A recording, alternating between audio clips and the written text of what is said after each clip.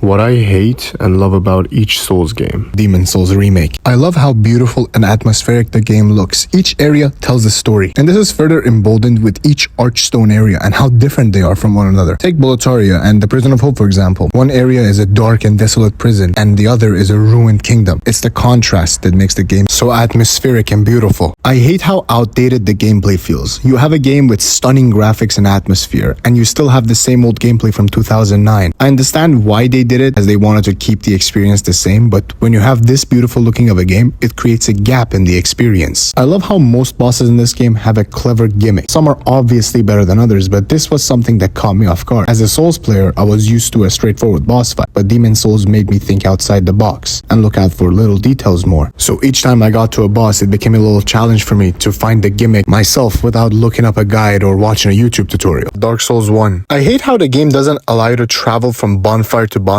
until you beat the game 50% of the way through, and even then there are only certain bonfires you'll have access to. I love Dark Souls 1's DLC. In my opinion, it has the best plot twist and one of the most iconic boss fights in Souls history. I hate the bit of chaos. Dark Souls 1 has some amazing bosses, but it also has this piece of crap, and in my opinion, her boss fight alone is bad enough to deserve a category in here. And lastly, I love Dark Souls 1's level design and how every area feels connected and interwoven into one another. Dark Souls 2. I hate the effigy system and how your health gets cut off every time you die. You're essentially being punished for dying, which defeats the whole purpose of a Souls game, where you're meant to learn movesets or explore new areas. I love Majula and I love how cozy it feels. The game not only gives you a home, but it also gives you a community which can grow and evolve at the same time. I hate the Ancient Dragon boss fight. Oh my god, the run alone gives me nightmares to this day. The fact that he only spams one move and makes you run turns him into a nightmare. And lastly, I love Dark Souls 2's atmosphere. In my opinion, Dark Souls 2 is one of the most atmospheric Souls games ever. And instead of the game choosing its dark fantasy, desolate world type of atmosphere, Dark Souls 2 is more like a fairy tale. Dark Souls 3. I hate how short the Ashes of Ariandel is. The DLC has one of the most atmospheric and beautiful areas in all of Dark Souls 3, but sadly there are only two bosses here, one of which is a pantsless knight. I love how the endings are not simply limited to link the fire or turn the fire off. There are multiple endings you can get. To me, this makes the game replayable. It was one of the main reasons I played Dark Souls 3 so many times. I hate the run to the Deacons of the Deep. Oh my god, this run takes 3 business days, while it drains you of half your Estus, and not to mention the boss fight isn't your classical dodge and roll fight either. And lastly, I love most of the bosses in Dark Souls 3. This game has so many iconic and memorable bosses that even to this day the community still compares them to FromSoft's new titles. Bloodborne. I love the weapons in the game. Even though Bloodborne has the least amount of weapons in comparison to the other Souls games, each weapon is unique and no two weapons have the same moves. It's not like Elden Ring or Dark Souls 3 where you get 5 great swords with the same moveset. I hate Mikolash. Oh my god, this boss fight sucks. This brother has 2 major moves which can both one-shot you. This leaves you so little room for error. And not to mention he keeps running around, making it hard for you to catch him. I love the soundtrack. Bloodborne is one of the only Souls games that I listen to the soundtrack on my free time, and I find it so atmospheric and so enjoyable. Sekiro. I hate how the game reuses so many bosses. This is less of a problem when it comes to main bosses. However, when it comes to mini bosses, most of them look identical, with absolutely no changes to their moves or how they look. I absolutely love the traversal in Sekiro. Unlike other Souls games where your character can walk and run, Sekiro's traversal is way more fast-paced and open, with grapples, tall jumps, and dashes. This makes exploring fun and at the same time less time-consuming. I hate getting lost in Sekiro. With the added verticality and being able to climb up and grapple to places, I found that it was way easier to get lost. And also on top of that, Sekiro's level design is more complex in comparison to the other Souls games. Lastly, I love the combat. Sekiro has the most engaging and fast-paced combat when it comes to Souls games. It's the only Soul game where I didn't run past small enemies and fought them just because of how engaging and exciting the combat was.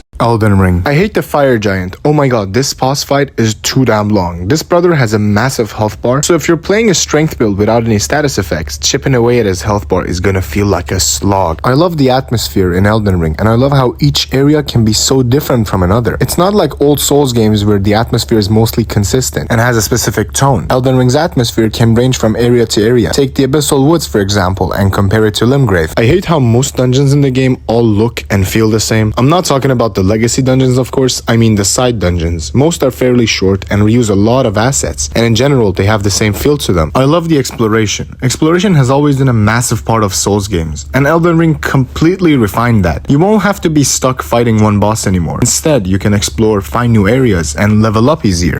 If you've been subscribed to my channel for a while, you already know that I've already uploaded these videos as shorts before. However, those videos were without any order and they were kinda uploaded in a convoluted manner. So this video serves as me kinda giving them some sort of alignment and proper order. And on that note, I hope you enjoyed this video and see you next time.